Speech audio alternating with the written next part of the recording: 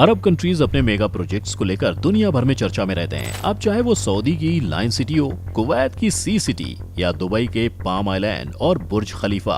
अब ऐसे में कतर ने सारे अरब कंट्रीज को पीछे छोड़ते हुए फीफा वर्ल्ड कप होस्ट कर रहा है और ये पहली बार है जब किसी अरब गल्फ को फीफा वर्ल्ड कप होस्ट करने का मौका मिला है। तो कतर के इस मास्टर स्ट्रोक ने कहीं ना कहीं दुबई को ये मैसेज दिया है कि भले ही वो छोटा देश है लेकिन दुबई से कहीं भी कम नहीं है। तो कतर ने आखिर ऐसा क्या किया कि फीफा वर्ल्ड कप होस्ट करने के साथ ही साथ पूरी दुनिया में उसके चर्चे होने लगे। आइए जानते हैं कैसे कतर ने दुबई के भी होश उड़ा दिए। सबसे पहले ध्यान देने वाली बात यह है कि कतर ने इस फीफा वर्ल्ड कप 2022 के लिए 8 वर्ल्ड क्लास स्टेडियम, एक पूरी की पूरी वेल प्लान सिटी, साथ ही साथ पूरा का पूरा रैपिड मेट्रो सिस्टम दोहा मेट्रो राजधानी दोहा से स्टेडियम के लिए बना दिया ताकि मैच देखने आने वाले फुटबॉल लवर्स को किसी तरह की परेशानी ना हो। यहाँ तक कि एकोमोडेशन यानी रहने के लिए कतर ने लग्जरियस होटल्स, विलास और तो और क्रूज शिप होटल्स के साथ ही फैन विलेज तक बनवा दिए। लेकिन क्या कतर कोई बहुत बड़ा देश है? आइए आपको कतर के बारे में थोड़ा सा बता दें। अगर हम बात कतर की करें तो कतर एक छोटा सा देश है जो कि करीब 11,571 स्क्वायर किलोमीटर में फैला हुआ है। बता दें कि भारत के राज्य नागालैंड से भी छोटा है, लेकिन पूरे अरब गल्फ में आज कतर सबसे अमीर अरबिक कंट्री है। और अगर आप पूरी दुनिया की बात करें तो पर कैपिटा के मामले में अरब दुनिया में चौथे नंबर पर आता है। आइए एक एग्जाम्पल से समझें। जैसे कि अगर इंडिया में कोई इंसान 1 लाख पर मंथ कमाता है तो ये कतर में रहने वाला सबसे गरीब इंसान की इनकम होगी। साथ ही आज दुनिया में शायद कतर ही ऐसा देश है जहां पॉवर्टी रेट 0 है। अगर कतर पर कैपिटा इनकम की बात करें तो कतर में पर सिटीजन $1,28,000 पर ईयर कमाता है, जबकि सुपर पावर माने जाने वाले अमेरिका की पर कैपिटा इनकम $62,000 एनुअली है। वहीं यूके में पर कैपिटा इनकम $41,000 है। अब आप यहीं से अंदाजा लगा सकते हैं कि कतर कितना अमीर देश है। बता दें कि कतर को बाल का गोल्ड भी कहा जाता है क्योंकि यहाँ ऑयल पाया जाता है। इसके साथ ही वहाँ की जनसंख्या भी काफी कम है। अब ऐसे में कतर की पावर का अंदाजा आप लगा ही सकते हैं। अब जैसे कि हमने आपको शुरुआत में ही बताया कि अरब कंट्रीज अपने मेगा प्रोजेक्ट्स के लिए काफी मशहूर हैं और इसी कड़ी में कतर ने एक बड़ा कारनामा कर दिखाया है। बता दें कि कतर ने फीफा वर्ल्ड कप होस्ट करने के लिए बिड किया था, जिसमें कुछ और पावरफुल देश भी थे, लेकिन 2022 का फीफा वर्ल्ड कप होस्ट करने का मौका कतर को मिला।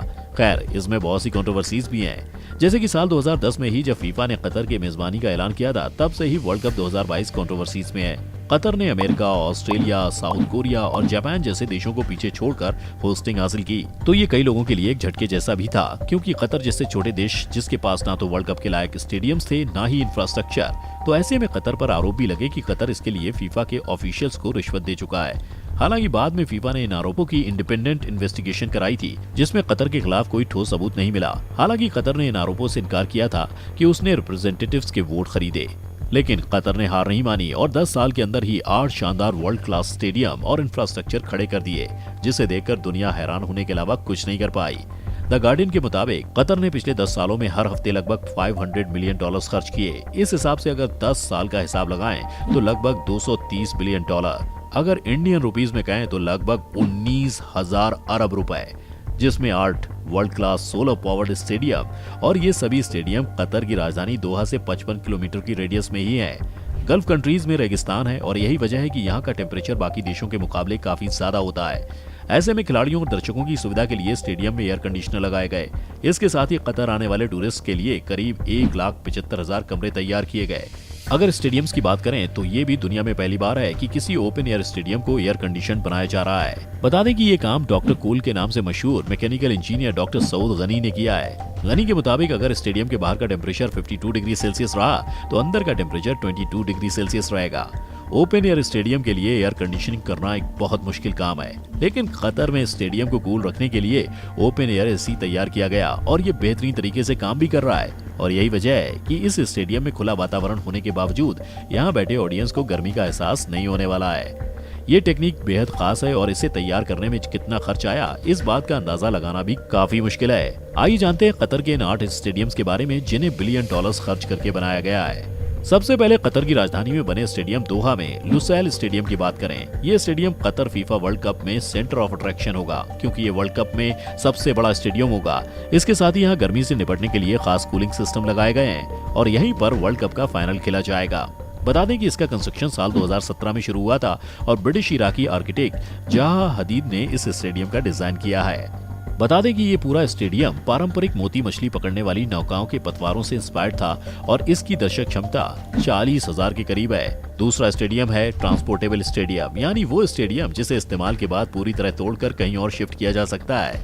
जी हाँ दोस्तों, कतर ने ये स्टेडियम बनवाया है ताकि नई जगह फिर से इसे बनाया जा सकता है। कतर ने अपने इस स्टेडियम का नाम स्टेडियम 974 रखा है। चूंकि 974 कतर का टेलीफोन कोड है, इसका कंस्ट्रक्शन भी 2017 में शुरू हुआ था और वर्ल्ड कप के बाद इसे नष्ट कर दिया जाएगा। अल बायत स्टेडियम, उद्घाटन मैच और समारोह अल बायत स्टेडियम पर होंगे। ये वर्ल्ड कप का दूसरा सबसे बड़ा स्टेडियम है। इसे गल्फ रीजन में खानाबदोश लोगों द्वारा उपयोग किए जाने वाले तंबू की तरह बनाया गया था। 30 नवंबर 2021 को इस स्टेडियम को खोला गया था। अगला है एजुकेशन सिटी स्टेडियम। इसे दुनिया के सबसे एनवायरमेंट फ्रेंडली स्टेडियम्स में से एक माना जाता है। ये कतर के एजुकेशनल एस्टेब्लिशमेंट से घिरा हुआ है, जो टूर्नामेंट बंद होने के बाद भी स्टेडियम का इस्तेमाल करना जारी रखेंगे। इसके बाद बात करते हैं खलीफा इंटरनेशनल स्टेडियम की, जिसे साल 1976 में बनाया गया था। इस स्टेडियम का रिन्यूअल साल 2017 में पूरा हुआ था। बता दें कि इसका नाम कतर के पूर्व अमीर खलीफा बिन हमद अल थानी के नाम पर रखा गया है। ये कतर के नेशनल टीम का होम ग्राउंड है। अगला है अल थुमामा स्टेडियम। इसका इस्तेमाल वर्ल्ड कप के क्वार्टर फाइनल तक किया जाना है। कतारी आर्किटेक्ट इब्राहिम एम जेदाह ने मिडिल ईस्ट में पुरुषों और लड़कों द्वारा पहने जाने वाले पारंपरिक तकिया हेड कैप से इंस्पिरेशन लेकर मैदान को डिजाइन किया है। अहमद बिन अली स्टेडियम, अल रयान में अहमद बिन अली स्टेडियम का कंस्ट्रक्शन साल 2003 में हुआ था। इसकी दर्शक क्षमता लगभग 44,740 है। बता दें कि यहाँ पर America, Wales, Belgium, Canada, Iran, Japan, Costa Rica, England और क्रोएशिया की टीमें ग्रुप राउंड में अपना मैच खेलेंगी। Al Janoub stadium, Al Janoub stadium का निर्माण अल वक्रा में किया गया है, जो कि दोहा से सिर्फ 30 मिनट की दूरी पर मौजूद है। ये तो थी कतर के स्टेडियम्स की बात। जिस देश में आबादी महज 30 लाख है और जहाँ लगभग हर इंसान की कमाई अच्छी खासी है, वहाँ इतने बड़े कंस्ट्रक्शन के लिए मजदूर कहाँ से आए। दरअसल कतर में जो वर्ल्ड कप खेला जा रहा है, इसे अब तक का सबसे कंट्रोवर्शियल वर्ल्ड कप भी बताया जा रहा है। कतर को इस वर्ल्ड कप की मेजबानी कैसे हासिल हुई, स्टेडियम बनाने वाले कामगारों के साथ कैसा बर्ताव किया जाता है और क्या ये वर्ल्ड कप के लिए सही जगह है, इस तरह के सवाल लगातार उठाए जा रहे हैं। बता दें कि कतर को इस प्रोजेक्ट से जुड़े 30,000 प्रवासी मजदूरों के साथ किए जा रहे बर्ताव को लेकर आलोचना का सामना करना पड़ा है। फरवरी 2021 में गार्डियन अखबार ने कहा था कि कतर ने जब से वर्ल्ड कप के लिए बोली जीती थी, तब से भारत, पाकिस्तान, नेपाल, बांग्लादेश और श्रीलंका के 6,500 प्रवासी कामगारों की कतर में मौत हो चुकी है। Labour rights group fair square का कहना है कि मरने वालों में से कई वर्ल्ड कप इंफ्रास्ट्रक्चर प्रोजेक्ट्स में काम कर रहे थे, लेकिन कतर सरकार का कहना है कि ये आंकड़े बहुत ज्यादा बताए जा रहे हैं, क्योंकि इनमें हजारों ऐसे विदेशी लोग भी शामिल हैं जिनकी कतर में कई सालों तक रहने और काम करने के बाद मौत हुई है। सरकार के मुताबिक इनमें से कई लोग बिल्डिंग कंस्ट्रक्शन सेक्टर में नौकरी नहीं कर रहे थे। कतर का कहना है कि 2014 से 2020 के बीच वर्ल्ड कप स्टेडियम बनाने वाले मजदूरों में 37 की मौतें हुई हैं और इनमें से 34 मौतें काम की वजह से नहीं हुई। दोस्तों, आपको क्या लगता है, क्या कतर सही चुनाव था फीफा वर्ल्ड कप 2022 के लिए? हमें कमेंट सेक्शन में अपनी राय जरूर बताएं। आज की हमारी वीडियो आपको पसंद आई हो तो वीडियो को लाइक और शेयर भी कर दें और साथ ही चैनल को सब्सक्राइब भी कर लें।